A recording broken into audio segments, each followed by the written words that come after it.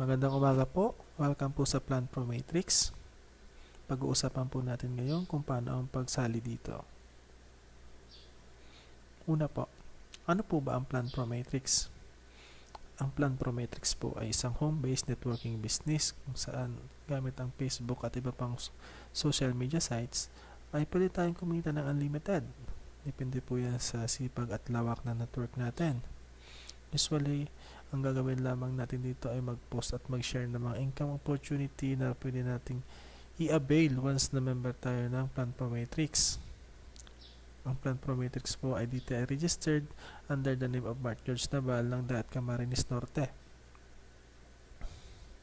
Ano po ba mga products and services na ino-offer ng Plan Pro Matrix? Ito po ay e-loading business kung saan dealer at retailer account po tayo, data entry job, unlimited text-to-all networks, e-books at advertising credits. Dito sa Plan Pro Matrix po, unlimited po ang income natin, daily payout, at 24/7 online support. Ngayon po, pag-usapan po natin kung paano yung registration. Sa registration naman po, yung nag-invite sa atin, magbibigay po siya ng referral link. Usually, sinasend niya through Facebook message or email. Ang gagawin po natin, i-click lang po natin yung referral link na sinend sa atin. Yung referral link po, katulad po siya nitong nakikita nyo sa screen nyo. So, once na na-click po natin siya, lalabas po yung sign up page. Dito naman po sa sign up page, fill up lang po natin siya.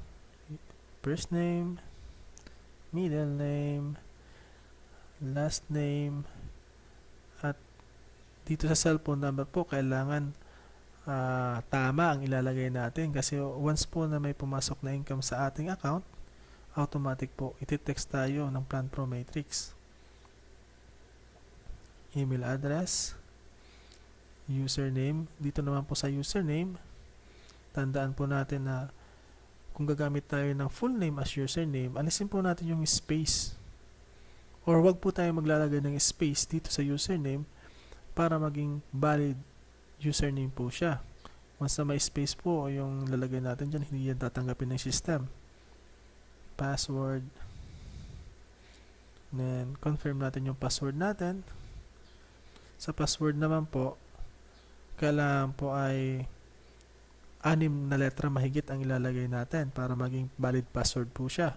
Pwede pong combination ng mga letra at mga numero or pwedeng lahat numero or pwedeng lahat letra ilagay natin. Then, pwede po natin basahin yung terms of service ng Plan Pro Matrix. Pero kung nagmamadali tayo, click lang po natin yung box na maliit para ma-check natin siya. Yan. Once na-check po natin siya, click po natin yung sign up, pre-sign up na tab or na link. Once na maklik po natin siya, magre-redirect po siya dito sa page na to. Yung gagawin po lang natin dito ay i-click lang po natin yung proceed. Once na maklik po natin tong proceed, ang mangyayari po niyan, mag-redirect po ulit tayo sa isang page ng Plan Pro Matrix kung saan makikita po natin yung mga mode of payments, yung mga available mode of payments pa. So, ipili naman po natin dito, pipiliin po natin kung alin yung available para sa atin or alin yung convenient para sa atin sa pagbabayad ng activation ng account natin or yung payment.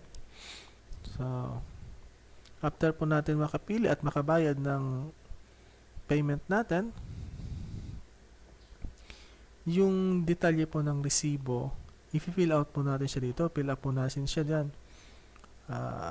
Makikita nyo po yung mga detalye nasa resibo po yan. So, after po nyan, click nyo lang po yung verify payment. Mag-aantay po tayo ng 24 hours. Magkakaroon po tayo ng activation code under my code list.